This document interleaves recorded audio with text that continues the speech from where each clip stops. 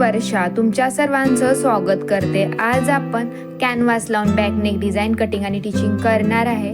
आपण पानगळा perfect finishing सोबत कसा शिवायचा आजच्या व्हिडिओमध्ये पाहणार आहे, तर व्हिडिओ लास्ट पर्यंत पहा। हा आपला सिल्क ब्लाउज पीस आहे, सिल्क साडीमधला ब्लाउज पीस आहे। तर सिल्क ब्लाउज पीस असेल तर ब्लाउज कसा कटिंग करायचा, कसा शिवायचा आजच्या व्हिडिओमध्ये पाहू। हे आपला अस्तर आहे, अस्तरवरच आपण ब्लाउज कटिंग करणार आहे। तर खाली एक मी सरळ लाईन आखून घेतली, ही आपली कमर लाईन असणार आहे। बंद भाग माझ्याकडे आहे, ओपन भाग समोर आहे। बंद भागाकडून आपण ब्लाउज कटिंग करायला घेतो। उंची 13 आहे, त्यात मी 1 इंच प्लस करते। 14 इंच आपण ब्लाउजची मागील उंची घेतोय। उंचीला मी 2 ठिकाणी मार्किंग करते आणि जी लाईन आखते ही आपली शोल्डर लाईन असणार आहे। आता आपल्याला शोल्डर 5.5 इंच घ्यायचंय, 5.5 इंच। आता तुम्हाला वर नसेल दिसलं तर खाली सुद्धा मी सेम मार्किंग केले 5.5 इंचाला।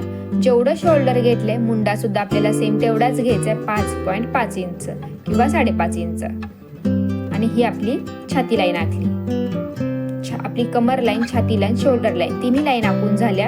आणि ही आपली मुंडा लाईन। हे आपल्या ब्लाउजचं बेसिक आराखडा आहे। आता इथून पुढे आपल्याला मेजरमेंट टाकायचं आहे। कमर आपली 28 आहे। कमरेप्रमाणे आपण आता पुढे ब्लाउज कटिंग करणार। कमरेचा चौथा 7 इंच, 7 दुनी 14 आणि 14 दुनी 28। जर तुम्हाला मेजरमेंट काढता येत नसेल तर असे फोल्ड टेप करून सुद्धा तुम्ही मेजरमेंट काढू शकता। 28 चा चौथा 7 प्लस पुढे 2.5 इंच प्लस करायचं आहे। 1 इंच ट्रक साठी आणि 1.5 इंच शिलाई मार्जिनिंग। हे टोटल किती येतंय? हे टोटल 9 इंच येते। छातीला सुद्धा तुम्हाला हेच माप 9 इंच घ्यायचं आहे। ब्लाउज परफेक्ट फिटिंगला बसतो।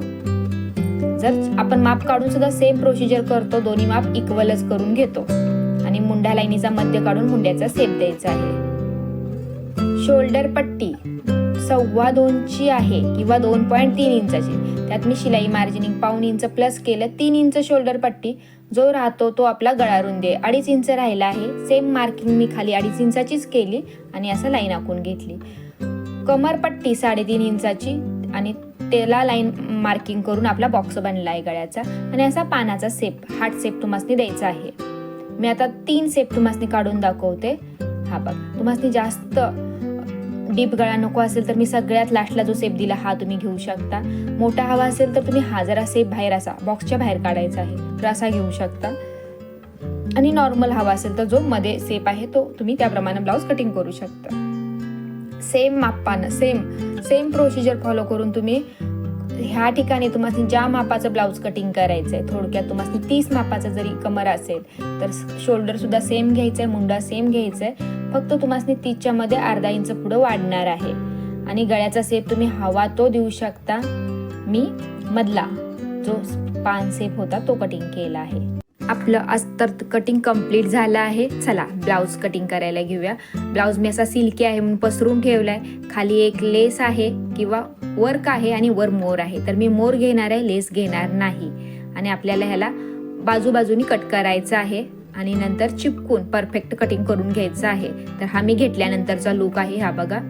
याला मी परफेक्ट चिपकून घेतले आणि बाजूचा सगळा कपडा एक्स्ट्रा कट केला आहे, बघा चिपकवलेलं दिसतंय। फेविकॉलनं मी चिपकवलं आहे आणि याला मी कॅनव्हास सुद्धा असा कपड्यावर चिपकून घेतला आहे, म्हणजे कपड्यावर कट करून कपड्याला असा चिपकवला आहे। तर आता तुम्हाला शिलाई फोल्ड करण्यापुरता कपडा ठेवायचा, एक्स्ट्रा कपडा सगळा कट करायचा आहे। आणि आतून आपला कॅनव्हास हा जाडा कॅनव्हास नाही, पेपर कॅनव्हास आहे, तर मी आतून सुद्धा परफेक्ट कटिंग करते, कारण हा फोल्ड व्हायला आपल्याला त्रास देत नाही। आता बाहेरून जो एक्स्ट्रा सोडलाय त्याला असं तुम्हाला कॅनव्हासवरच उलटा फोल्ड करून शिलाई मारून घ्यायची आहे बाजूने। आणि शिलाई मी पूर्ण का दाखवायला लागले, तर जो भाग सरळ आहे तिथं शिलाई मारता येते, जिथं गोल राऊंड पडलाय तिथं चुन्या पडल्यात माझ्या तुम्हाला दिसतात आहे।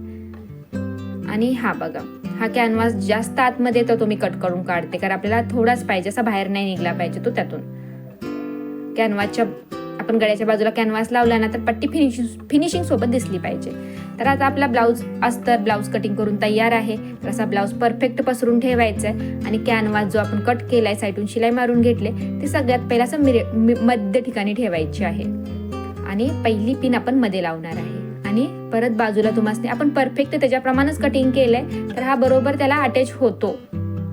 तर असं पिना लावून घेतल्या की आता मी शिवायला घेते। आता शिवते कसं किंवा कसा शिवायचा हे सुद्धा तुम्हाला प्रॉपर दाखवते।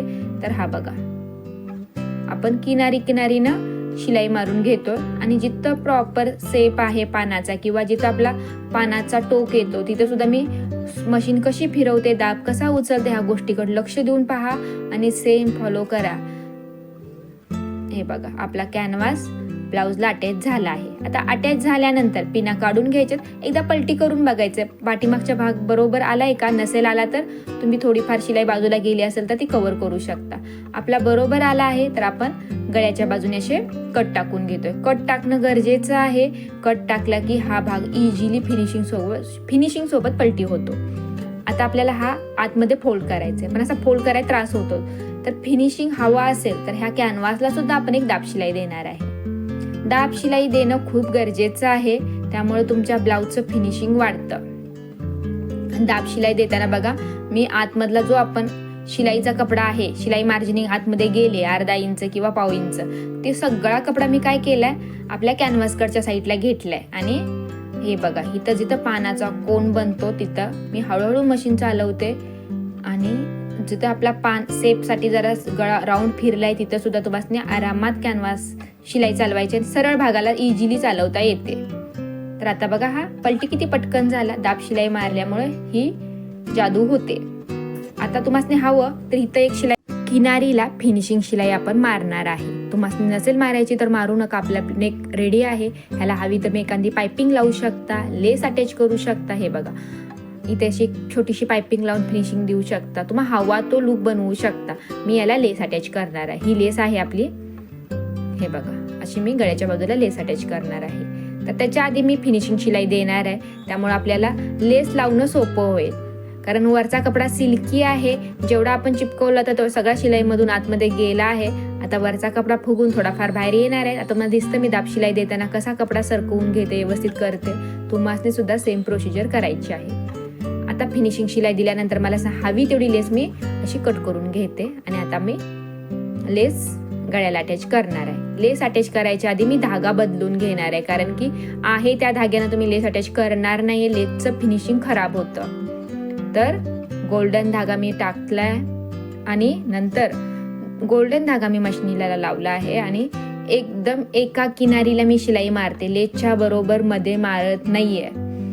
आणि इथं जिथं पानाचा कोन बनला आहे किंवा टोक आहे त्या ठिकाणी बघा मी अशी सुई बाजूला काढले आणि जिथं आपण कमरेला कसा ट्रक्स देतो त्या टाईपमध्ये तुम्हाला तिथे ट्रक्स पकडायचा आहे छोटासा आणि नंतर लेस अशी ओपन करायची. तर तुमची फिनिशिंग सोबत तो कोन परफेक्ट बनतो. मी सांगते म्हणून एक वेळ ही प्रोसिजर तुम्ही करून बघा, तुमची लेस फिनिशिंग सोबत परफेक्ट तयार म्हणजे ब्लाऊजला अटॅच होणार आहे. तर आपली एक बाजू लेसला ब्लाऊजला लावून तयार झाली आहे. आता बघा एका बाजूला मी आता लेस दुसरी अजून एक शिलाई मारते, कारण की आपली लेस उचलते. तर म्हणून लेसच्या मध्ये शिलाई न मारता दोन्ही किनारीला शिलाई मारायची. जर लेस छोटी असेल तर तुम्ही मध्ये मारू शकता. आणि तो कोन किती सुंदर बनलाय बघा आपल्या पानाचा आणि पाठीमागचा हा लुक आहे आपला. इकडे आपली हातशिलाई होणार आहे. तुम्हाला हातशिलाई करायची आहे, नाहीतर हे बघा हा पलटी झाला तर आपल्या नेक मधून तो बाहेर दिसणार आहे. आता आपल्याला कमरेला ट्रक्स द्यायचे आहेत. त्यासाठी आपण बघा मार्किंग केलेली दिसते, ही आपण 2.5 इंच 1 इंच म्हणजे टोटल 2.5 इंचाला मार्किंग केलेली. तर जिथं 1.5 इंचाची मार्किंग आहे ना तिथं नेऊन तुम्हाला कमरेचा कपडा असा फोल्ड करायचा आहे. लक्ष देऊन बघा आणि सेम प्रोसिजर करा आणि कट टाकून घ्या. तर तुमचे दोन्ही ट्रकचे कट निघले आहेत. आणि ट्रक्स उंची किती घ्यायची, जेवढा गळा उंची आहे तुमची आपण 3.5 घेतलाय, तर तेवढी तुमची ट्रक्स उंची आलीच पाहिजे. त्यापेक्षा थोडी जास्त आली तर चालेल, पण कमी नाही घ्यायची. गळा फिटिंगला छान बसतो. दोन्ही बाजूला ट्रक्स देऊन झाल्यानंतर आपला पाठीमागचा भाग आपल्याला 1/2 ते 1.5 इंच कट करायचा आहे. तर तो कसा करायचा, पुढचा भाग तुम्हाला आणून याच्यावर असा ठेवायचा आहे आणि हे बघा अशी शिलाई मार्जिनिंग ठेवायची, कारण आपण कमरपट्टी अजून लावायचं आहे. आणि एक्स्ट्रा कपडा जोही आहे तुम्हाला पहिला सरळ थोडा 1-1.5 इंच कट करायचा आणि नंतर क्रॉस नेऊन ट्रक्स मध्ये नेऊन अटॅच करायचं आहे. हे प्रोसिजर दोन्ही सोबत करायचे. मी एकाचीच केली तर आता मी सेम दुसऱ्या बाजूला पण करून घेते. दोन्ही एकत्र करून करायचे आहे. हे बघा एक्स्ट्रा कपडा आपण कट करून काढला. तर इथं जे चुन्या पडतात ना तुमच्या काकीच्या खाली त्या आपोआपच पडणं बंद होईल. आता आपण कमरपट्टी अटॅच करायला घेतोय. कमरपट्टी लावताना पण बघा मी थोडा कपडा सरळ चालवला, नंतर मध्ये एक छोटी चुनी देते. सेम ह्या प्रोसिजरमध्ये तुम्हाला कमरपट्टी लावायची, म्हणजे कमरपट्टी सरळ लागते, खालून जराशी चुन्या वगैरे पडत नाहीत लावताना.